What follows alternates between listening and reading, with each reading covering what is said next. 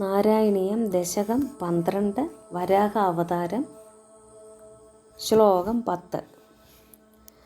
അഭ്യധരന്നതധരാം ദശനാഗ്രലഗ്ന മുസ്താങ്കുരാങ്കിതൈവാദികപീവരാത്മാ ഉദ്ധൂതഘോരസലിലാജ്ജലധേരുദഞ്ചൻ ക്രീഡാവരാഹബപുരീശ്വര പാഹി രോഗാത്.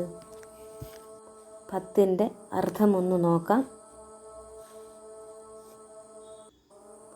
അല്ലയോ ജഗത്തിനാകെ ഈശ്വരനായിട്ടുള്ളവനെ, അനന്തരം അങ്ങ് തേറ്റയുടെ അറ്റത്ത് പറ്റിയ മുത്തങ്ങയുടെ മുള എന്ന പോലെ ഭൂമിയെ പേറി.